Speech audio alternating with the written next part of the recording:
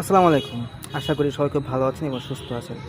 কিছু অসাধু ব্যবসায়ী আছে যারা আসলে ব্যবসার নামে আপনার মানুষের গলা কাটতে পছন্দ করে। ঠিক এরকমই আমাদের শ্রীপুরে কিছু ব্যবসায়ী আছে, মিষ্টির দোকানদার। তারা যেটা করে আপনাদেরকে একটু বলি, সেটা হচ্ছে ৩০০ টাকা কেজি তারা মিষ্টি বিক্রি করে, ৩০০ টাকা কেজি। কিন্তু আপনি যদি তাকে গিয়ে বলেন যে আমাকে ২৫০ গ্রাম অথবা আমাকে ৩০০ গ্রাম মিষ্টি দেন, তাহলে তারা সেটা দিতে চায় না। তারা সেটা না দিয়ে তারা বলে একটা করে মিষ্টি কিনে খান। তাহলে একটা মিষ্টির দাম কত আসে?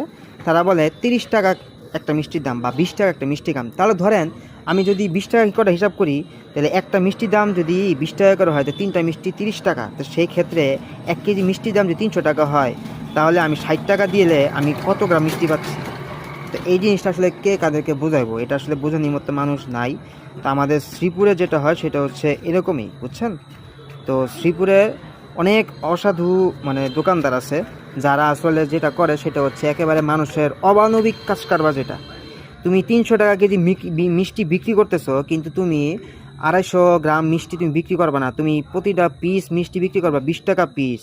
তা তুমি কত বড় জোচ্চোর এবং কত বড় স্টুপিড তুমি! এবার তুমি চিন্তা করো, আমরা যারা শ্রীপুরের মানুষজন আছি, এই বিষয়গুলো আমাদের ছোট ছোট বিষয় থেকে পরিবর্তন আসে। তো এই বিষয়গুলো আমাদের মাথায় রাখতে হবে, ঠিক আছে? তো শ্রীপুরে আমরা যারা আছি, আমরা নিজেরা সতর্ক থাকি এবং একটু ব্রেন দিয়ে চিন্তা করি। ৩০০ টাকা কেজি যদি মিষ্টি বিক্রি করা যায়, তাহলে ২৫০ গ্রাম মিষ্টি বা ৩০০ গ্রাম মিষ্টি আমি কেন কিনতে পারবো না? তো এই জিনিসটা যারা মাথায় রাখবেন, আমি মনে করি ছোট ছোট যেই পরিবর্তনগুলো আছে, এই পরিবর্তনগুলো দিয়েই বিশাল বড় বড় পরিবর্তন আনা সম্ভব।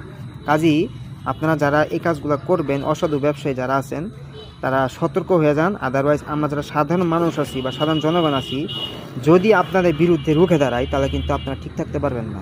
কাজেই সাবধান।